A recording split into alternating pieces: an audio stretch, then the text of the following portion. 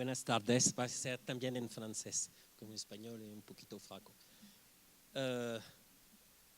Je prends la suite, je suis content parce que beaucoup de choses que vous avez entendues, je vais en reparler en prenant l'exemple de ce qui a pu se passer en France, où on va rejoindre des choses qui ont été présentées par Elias Daoud et aussi par Véronique Feppel. Le système sûr, j'ai fait partie du groupe de travail, c'est un objectif que l'on a également en France à mettre en place. Alors la France est organisée avec de nombreuses communes qui ont... Son responsables de sus propias vías, es decir, que el Estado no es el jefe de los municipios o de las comunas. Nosotros proponemos recomendaciones para que esos municipios establezcan sistemas lo más seguros posibles, pero sin, digamos, poder constreñirlas o obligarlas. Nuestro trabajo tiene que ver con persuasión y trabajo conjunto. Así pues, les voy a hablar de cómo se ha establecido todo ello. En los años 2006 nos dimos cuenta de que nuestro código de carreteras tenía en cuenta sobre todo los automovilistas, las ciudades se iban transformando en aras de los automovilistas, los peatones quedaban por ahí. Y olvidé algo al principio, es que tenemos una ley muy importante que data de 1983 que implicó un cambio cultural. La creación de nuestro código de carreteras era, bueno, un vehículo puede pasar por un pueblo si había realmente prácticamente un peatón adelante con un trapo rojo, otro detrás con otro trapo rojo. Pero muy pronto, más bien se apoderaron del todo los que iban en automóvil y realmente las cosas cambiaron. Poco a poco, nuevamente en cambio se establecieron normas. Lo único es que el peatón fue tenido más en cuenta en la literatura, era como visto como la persona que no reflexionaba, sino que atravesaba. Y después se vio que cuando se chocaba un peatón, cuando se lo atropellaba, etcétera, entonces prácticamente se decía, bueno, ¿y esta persona cuándo va a pagar para reparar el carro? Fíjense cuán inhumano todo eso. Y realmente ahora no es el peatón el que mata al quien conduce el vehículo, es al revés, ¿no es cierto? El automovilista entonces ahora es el que toma a cargo los gastos que tienen que ver con el accidente y con el peatón.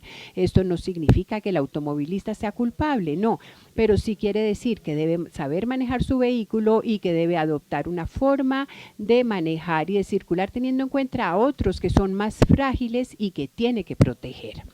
En la ciudad hay que conciliar la circulación, la seguridad vial, la vida local y todo eso dentro de un propósito de desarrollo sostenible.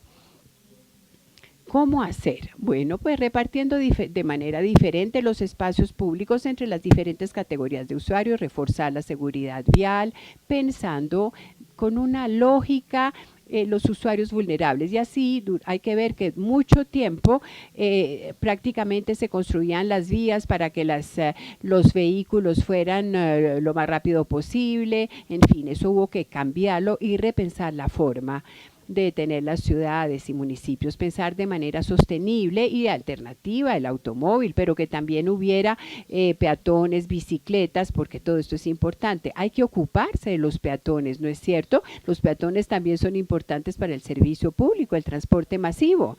En fin, el elemento esencial fue que Francia, con mucho retraso, de hecho insertó en su reglamentación el principio de prudencia, diciendo que el que está más protegido es el que debe tener en cuenta al más vulnerable y actuar para protegerlo. Si estoy en mi 4x4, claro, voy, pero yo no tengo miedo, es el otro. No, pues no. Como yo estoy protegido, debe pensar que debo tener en cuenta a los vulnerables y pensar en ellos. Pero para que eso pueda funcionar se necesitan normas claras y se requiere que en cada lugar se entienda cómo funcionan las calles, es decir, hay vías que son para el tráfico a una velocidad de 50 kilómetros, pero hay otras que no sirven para ello, hay que ir más despacio por diferentes razones.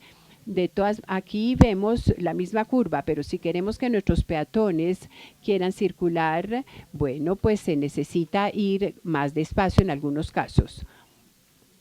Segundo elemento, cuando uno va a una velocidad mayor, pasa más tiempo deteniéndose, ¿no es cierto? Porque hay el tiempo de freno y el tiempo de toma de conciencia.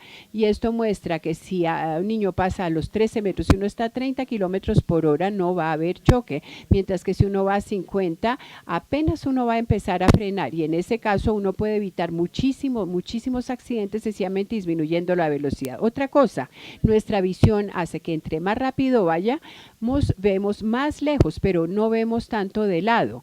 Entonces, al reducir la velocidad, uno empieza a ver de manera amplia hacia los lados. Y cuando uno está en la ciudad, siempre hay cosas al lado, personas, hay objetos. Por eso es preferible reducir la velocidad. En Francia, así, en el 2008 se llegó a una nueva repartición, pensando que la mayoría de las calles no están hechas para tráfico de tránsito, sino que habría que ir más a 30 kilómetros por hora, y algunos ejes sí se mantienen en 50, puesto que hay funciones de tránsito que garantizar. Pero también espacios en donde no haya ninguna circulación, ningún tráfico, o algunos, pero en donde el peatón es prioritario con respecto a los carros, pero camina y tiene que caminar en la calle porque no hay, por ejemplo, andén, y ahí los carros tienen que ir a menos de 30 kilómetros. Miremos en las ciudades en Francia, hay una ley que en el 2001 le impuso para los desplazamientos urbanos tener un observatorio de circulación vial y hacer el seguimiento de todos los accidentes. Si miramos este mapa, ¿qué vemos? Vemos grandes ejes donde hay muchos vehículos, y ahí es donde hay más accidentalidad, y esto parece lógico, pero si miramos más en detalle, vemos en la parte de abajo aquí, ven ustedes que los accidentes se ven como difusos porque los ejes para llegar ahí no hay realmente allí, entonces todo el mundo corta, digamos que entre las casas todo el mundo pasa por ahí para llegar más rápido, porque se quiere llegar más rápido, y entonces uno no va a 30 kilómetros por hora, sino por esas callecitas pasa 50, 60, 70, y si llega a suceder algo, pues algún accidente es grave. Llegamos entonces a una organización como esta, en donde tenemos algunas calles a 30 kilómetros, el centro más bien peatonal, y otras calles que siguen con más alta velocidad, 50 kilómetros por hora. Pero uno no puede a 50 kilómetros tener ciclista y vehículos, habrá que tener mejor espacios separados. El ciclista nunca debe ser puesto tampoco junto con los peatones. El peatón no tiene por qué estar sometido a la presencia de los ciclistas. De hecho, no se lleva muy bien en las culturas de algunas ciudades en Francia. Se quiere tener ciclistas, uno no quiere tampoco molestar a los carros, entonces se les lleva junto a los peatones, pero eso no funciona así, por eso está evolucionando, cambiando. Y llegamos a algo así, muchas ciudades están evolucionando y diciéndose, bueno, pues vamos a poner más o menos 30 kilómetros por hora en todas partes. Aquí estamos en un municipio de 6,000 habitantes muy pequeñito, y vemos que solamente hay un eje de 50 kilómetros por hora. El centro es peatonal, y el resto son zonas a 30, por eso zonas 30. No es esta la diapositiva. Sí. Se han hecho evaluaciones, por ejemplo, tomemos una como Toulouse, en el año 2001 7 kilómetros en zona 30, en marzo del 2013 se llegó ya a 300 kilómetros en zona 30, es decir, 26% de las vías. El objetivo es llegar al 80% de vías más tranquila, como zona 30. En Toulouse, al sur de Francia, digamos que no se respeta mucho la reglamentación, a pesar de que existen las normas. En el 2009 se hizo un estudio acerca de las zonas 2006-2009, y se dieron cuenta de que la disminución de accidentes se da mucho más rápido en las zonas 30, 40% de reducción comparativamente con el resto de la ciudad. Otra cosa que se ve es que antes en esos barrios había algunos accidentes mortales, y después del cambio ya no se tuvo ninguno. Para actuar, actuaron en cuanto al tema geométrico. ¿Geométrico qué significa? Actuando con especies de cojinetes, reductores de velocidad de diferentes tipos, porque las fuerzas del orden no pueden estar presentes en todas partes. En medio urbano hay dos cosas que son importantes, no la ley de Nilsson, sino la velocidad promedio y las distancias máximas, es decir, la gente que no respeta ese 10 o 15%, si es que van a 55 kilómetros o si más bien en 90 o más kilómetros, y hay que poder actuar sobre esa gente todo el tiempo. Entonces, en algunos sitios lo que se decidió fue utilizar estos dispositivos físicos, materiales, que están allí permanentemente.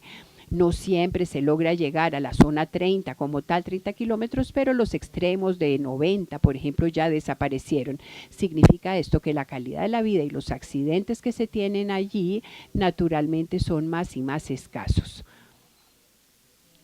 Otras formas de acción para los pueblos, se trata como de romper la perspectiva lineal, es decir, las vías rectilíneas. En Francia, entonces, hay, por ejemplo, personas que van en moto, en rectilíneo. Entonces, ¿qué se hace? Se han puesto como estas maneras que vemos aquí, por ejemplo, esos giratorios allí en la mitad con árboles, etcétera. O también se puede usar otro dispositivo haciendo que la persona se desvíe, que es el segundo, el del lado de derecha, donde se va pasando uno a uno. Entonces, de esta manera, todo el día, las 24 horas al día, se actúa haciendo la circulación más lenta. Hay una serie de guías que envié y que están en el sitio web de la conferencia, que ustedes pueden mirar, está en español y allí podrán observar las normas técnicas que utilizamos para estos efectos. Bien, esto era lo que les quería decir. Quizás de pronto para concluir, ¿cómo desarrollar estas denominadas zonas 30? El objetivo 80% es difícil de alcanzar, de hecho. Tenemos ciudades que ya lo han hecho. Chambéry, por ejemplo, que tiene 60,000 habitantes, 480 accidentes en el 79, ahora menos de 10 por año, pero todos los cruces tienen entonces estos reductores de velocidad, estas plataformas materiales. Otra acción en Chambéry es que se dan muchas acciones de comunicación y quizás lo más eficaz fueron estas plataformas, digamos, cuando uno viene de otros lugares, ¿qué pasa? Llega a los cruces a cierta velocidad, pero luego ya hay que limitar la velocidad. Por ejemplo, comparando ciudades como Lyon y Chambéry. También en Chambéry se pudo establecer que cuando empieza un peatón a atravesar, nadie lo piensa dos veces, no se piensa quién tiene la prioridad, sino que los automóviles o los que van en vehículos de motor se detienen. Eso está bien, eso es lo que quisiera hacer en París, por ejemplo, delante de los establecimientos escolares, allá hay niños, no hay que permitirse ir rápido. El niño no vive frente al colegio, él vive a 300 metros, bueno, entonces toda esa zona que vaya a 30 kilómetros por hora, pero si vamos mirando, hay tantas escuelas que vamos a tener que ir en buena parte de la ciudad a 30 kilómetros por hora. Bueno, pues ese es el ejemplo que ha sido dado por Chambéry, donde la gente se siente a gusto. Hay otras ciudades como Lorient, otras ciudades que están adoptando